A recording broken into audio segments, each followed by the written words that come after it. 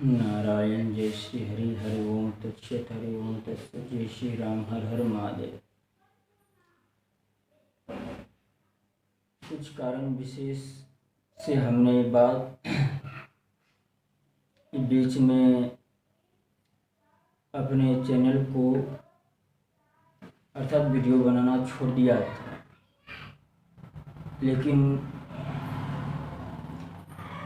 अब हम एक श्रृंखला के रूप में महाभारत के कुछ अंश विशेषों को लेकर के हम इसका वर्णन करेंगे,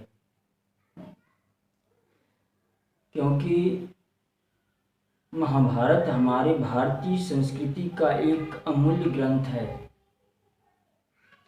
महाभारत के बारे में वेदव्यास जी ने उद्घोष के साथ कहा है कि जो यहाँ है वही अन्यत्र भी है, जो इस महाभारत में नहीं है वो कहीं और भी नहीं है। अर्थात हम कह सकते हैं, अगर हम एकमात्र महाभारत का भी अध्ययन करें और कराएं तो हम अपनी हिंदुत्व को, अपनी संस्कृति को, अपनी परंपरा को पुनर्जीवित कर सकते हैं। इसके लिए आवश्यक है कि हम महाभारत के उन सिद्धांतों को, दर्शनों को, कथाओं को जानें और उसको समझें। सबसे पहले तो यह जानना चाहिए कि महाभारत का उपक्रम किस प्रकार है। अगर इतिहास की दृष्टि से हम देखें तो महाभारत एक संपूर्ण इतिहास है। ये सिर्फ दो पक्षों के एक युद्ध का वर्णन नहीं, ये तो एक माध्यम है जिसके माध्यम से हमारे पूरे धर्मों का सार, हमारा संपूर्ण इतिहास, हमारी सामाजिक व्यवस्था, हमारी राजनीतिक स्थिति, स्थापत्य इत्यादि जितने भी ज्ञान विज्ञान है उन सब का निरूपण हो जाता है। और सबसे एक महत्वपूर्ण बात है कि इतिहास का महत्व क्यों है और क्यों होना चाहिए, इतिहास का उद्देश्य क्या है। तो इस संबंध में आधुनिक इतिहास और प्राचीन इतिहास में आकाश जमीन का अंतर है। क्योंकि आधुनिक इतिहास सिर्फ एक लेखा जोखा मात्र है कि कौन सी घटना कब घटी, लेकिन उससे लाभ कितना होता है इनसे उसका कोई लेना देना नहीं है। और एक महत्वपूर्ण बात है कि आधुनिक इतिहास, मध्यकालीन इतिहास जितने भी हैं वो सामान्य दृष्टि से लिखे जाते हैं। वो जो भी लिखते हैं, लिखने वाले का विचारधारा का प्रभाव अवश्य उन पर होता है। अगर हम मध्यकालीन इतिहास लें तो उसमें तो शासकों के अधीन रह करके दरबारी इतिहासकारों द्वारा इतिहास लिखा जाता था, जो मनमानी ढंग से लिखा जाता है। लेकिन वास्तव में हमारा इतिहास का लेखन न तो इस प्रकार है, न जो आजकल इतिहास का उद्देश्य है बिल्कुल वैसा भी नहीं है। यहाँ इतिहास का लेखन ऋषि महर्षियों के द्वारा होता था, जो किसी पक्ष के या विपक्ष के नहीं होते थे। अगर महाभारत है तो इसमें युधिष्ठिर या भगवान कृष्ण के द्वारा इतिहास नहीं लिखा गया है, या दुर्योधन के द्वारा इतिहास नहीं लिखा गया है या लिखवाया है। इतिहास को लिखा एक त्रिकालज्ञ, दिव्य दृष्टि संपन्न तपस्वी ऋषि महर्षि वेदव्यास ने। तो हमारे यहाँ इतिहास लिखने का मूल प्रयोजन होता था जिससे कि लोग उनसे सीखें, समझें। ये सिर्फ गरे मुर्दे को उखाड़ने के समान नहीं है। इसलिए आधुनिक इतिहास में और वास्तव में हमारे ऋषि महर्षियों के द्वारा लिखे इतिहास में बहुत अंतर हो जाता है। इनमें झूठ हो सकता है आधुनिक इतिहासकारों में, गलत हो सकते हैं, तथ्य भी गलत हो सकते हैं। अगर तथ्य सही भी है तो उसके आधार पर गलत निष्कर्ष भी निकाले जा सकते हैं। परंतु वास्तव में हमारे ऋषि महर्षियों के द्वारा लिखित इतिहास में इन सब में कोई भी त्रुटि होने की संभावना नहीं है। क्यों? तो इसका सबसे पहले हम वर्णन करते हैं कि हिमालय की तलहटी में पर्वती गुफा के भीतर धर्मात्मा व्यास जी स्नान आदि से शरीर शुद्धि करके पवित्र हो कुश के आसन पर बिछाकर बैठे थे। अर्थात ये जो महाभारत लिखा गया, महाभारत युद्ध के समाप्त होने के 3 वर्ष के बाद, और वो भी हिमालय के गुफाओं में महर्षि वेदव्यास के द्वारा। और उस समय ये स्थिति भी दिया गया है, ये नहीं कि जैसे तैसे इतिहास लेखन होता था। नियम पालन पूर्वक शुद्ध होकर के तपस्या के द्वारा ध्यान योग में स्थित होकर के उन्होंने महाभारत इतिहास के स्वरूप का विचार करके, यानी महाभारत जो इतिहास होगा उसका स्वरूप कैसा होना चाहिए, ज्ञान दृष्टि द्वारा आदि से अंत तक सब कुछ प्रत्यक्ष की भांति देखा। यानी ज्ञान दृष्टि से, दिव्य दृष्टि के द्वारा, यानी कि जैसा योग बल से जैसा घटना घटित हुआ था, बिल्कुल दिव्य दृष्टि के द्वारा उन सबको प्रत्यक्ष की भांति देखा। इसलिए इसमें त्रुटि होने की कोई संभावना ही नहीं। अर्थात इसमें ये प्रमाण पत्र ढूंढने की जरूरत नहीं पड़ती है। प्रमाण पत्र या शिलालेख, अभिलेख, ये सब मुद्रा आदि की आवश्यकता नहीं पड़ती है इसमें। वास्तव में महाभारत का वास्तव में जो इतिहास लिखा गया, आजकल इसको बहुत आक्षेप देखते हैं कि ऋषि मुनियों के द्वारा भी लिखा गया तो इसमें भी दोष हो सकता है। ऐसी बात नहीं है, क्योंकि ये ऋषि दिव्य दृष्टि संपन्न तपस्वी योग बल से संपन्न होते थे।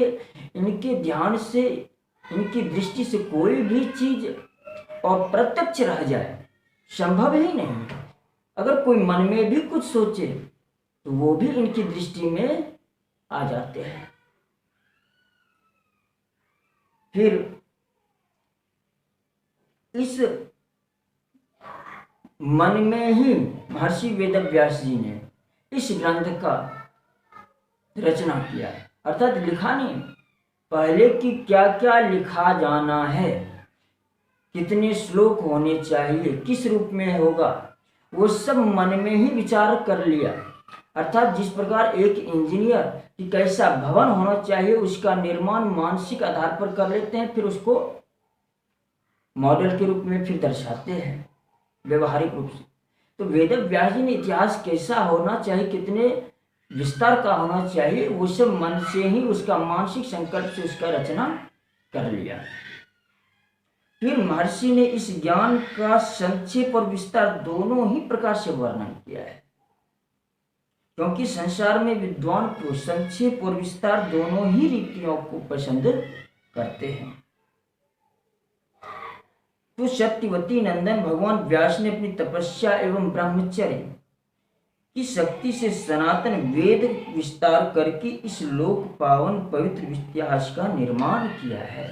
अर्थात वेदों के सार को, सूत्र को महाभारत के माध्यम से विस्तार किया। फिर उसके बाद जब भगवान वेदव्यास ने इस प्रकार से विचार किया और निर्णय ले लिया कि महाभारत इस प्रकार से लिखना है, तब उनके इस विचार को जान करके लोक पितामह ब्रह्मा जी प्रकट हो गए उनके समक्ष। देखिए, इसका मतलब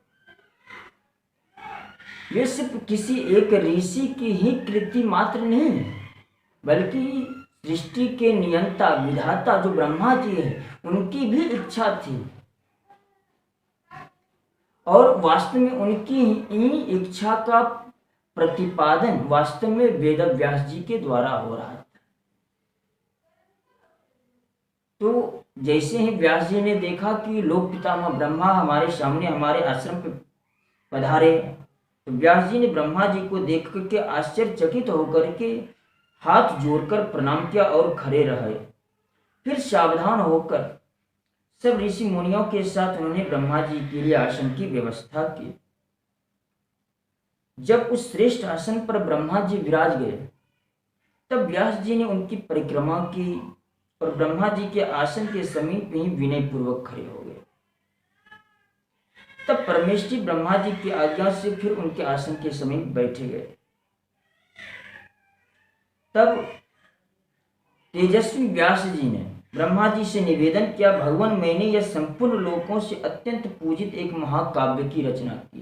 यानी महाकाव्य की रचना कही मतलब मन में इसका जो है पूरा रचना हमने कर लिया है, कहने का भाव यह है, यानी अभी लिखा गया नहीं है। फिर मैंने इस महाकाव्य में संपूर्ण वेदों का गुप्ततम रहस्य तथा अन्य सब शास्त्रों का सार संकलित करके स्थापित कर दिया है। केवल वेदों का ही नहीं, उनके अंग एवं उपनिषदों का भी इसमें विस्तार से निरूपण किया है। इस ग्रंथ में इतिहास और पुराणों का मंथन करके उनका प्रशस्त रूप प्रकट किया है। अर्थात संपूर्ण वैदिक वाङ्मय का सारांश महाभारत के माध्यम से हमने प्रकट कर दिया है। यह भाव व्यास जी ने ब्रह्मा जी के सामने प्रकट किया और ब्रह्मा जी ने भी उनका अनुमोदन किया। इस प्रकार से फिर ब्रह्मा जी ने कहा कि यह हमारी ही इच्छा के अनुकूल है, इसलिए तुम अब इसका उपक्रम अर्थात अब इसको बाह्य धरातल पर, व्यवहारिक धरातल पर इसको लिखने का प्रयास करो। और यह आशीर्वाद भी दिया कि मैं जानता हूं कि आजीवन तुम्हारी ब्रह्मवादिनी वाणी सत्य भाषण करती रही है। तुमने अपनी रचना को काव्य कहा, इसलिए अब यह काव्य के ही नाम से प्रसिद्ध होगा। यानी काव्य का अर्थ नहीं कि कल्पना के द्वारा यह गढ़ लिया गया है, यानी कि इतिहास को काव्य के रूप में लिखा गया ताकि यह इतिहास इतना मनोरंजक हो जाए लोगों के लिए, ताकि उसको उबाऊ महसूस ना हो। फिर कहा कि संसार के बड़े से बड़े कवि भी इस काव्य से बढ़कर के कोई रचना नहीं कर सकेंगे। तो इस प्रकार से ब्रह्मा जी के कहने पर ही कहा कि इसके लिए अब तुमको लेखक के रूप में गणेश जी का स्मरण करना चाहिए। तब वेद व्यास जी ने भगवान गणेश का स्मरण किया। ब्रह्मा जी उस समय अंतर्धान हो गए। फिर कह के तो गणेश जी का स्मरण करते ही विघ्नेश्वर श्री गणेश जी महाराज वहां पर प्रकट हो गए। व्यास जी ने गणेश जी का बड़े आदर और प्रेम से स्वागत सत्कार किया और जब बैठ गए तब उनसे कहा, देखिए महाभारत लिखने में क्या क्या स्थिति वस्तु स्थिति थी, इसकी पृष्ठभूमि को समझने की आवश्यकता है। तो वेद व्यास जी ने गणेश जी से कहा, गणनायक आप मेरे द्वारा निर्मित इस महाभारत ग्रंथ के लेखक बन जाइए। मैं बोलकर लिखाता जाऊंगा, मैंने मन ही मन इसकी रचना कर ली है। यह सुनकर के गणेश जी ने कहा कि व्यास जी यदि लिखते समय क्षण भर के लिए भी मेरी लेखनी ना रुके तो मैं इस ग्रंथ का लेखक बन सकता हूं। अर्थात गणेश जी ने यह शर्त रख दिया कि क्षण भर के लिए भी मेरी लेखनी रुकनी नहीं चाहिए। तो व्यास जी ने भी एक शर्त रख दिया कि बिल्कुल हमारी आपकी शर्त हमें मंजूर है, परंतु हमारी भी एक शर्त है। बोले वो क्या? कि मैं जो कुछ भी बोलूंगा आप बिना सोचे समझे नहीं लिखिएगा, अर्थात सोच समझ करके लिखिएगा। तो गणेश जी ने भी इस शर्त को स्वीकार कर लिया। गणेश जी तो सर्वज्ञ थे ही। तब व्यास जी ने भी लिखाते समय श्लोक कौतूहलवश ग्रंथ में गांठ लगाने लगे, यानी कुछ जटिल श्लोकों की रचना करते थे। तो जटिल श्लोकों की रचना करने से होता क्या था, इसमें जिनका अर्थ बाहर से दूसरा मालूम पड़ता है लेकिन भीतर से उसका अर्थ कुछ और होता है। और इस श्लोक के संबंध में स्वयं महर्षि वेदव्यास जी ने कहा है कि इस ग्रंथ में 8800 यानी 8800 श्लोक ऐसे हैं जिनका अर्थ सिर्फ मैं समझता हूं, मेरे पुत्र सुखदेव जी समझते हैं और संजय समझते हैं या नहीं, पूर्ण रूप से इसमें संदेह है।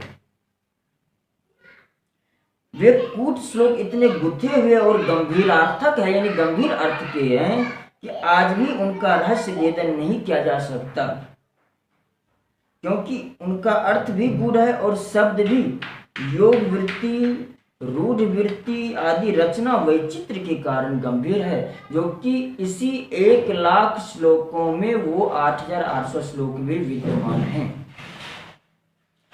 यहाँ तक कि स्वयं गणेश जी भी उन श्लोकों का विचार करते समय क्षण भर के लिए ठहर जाते थे।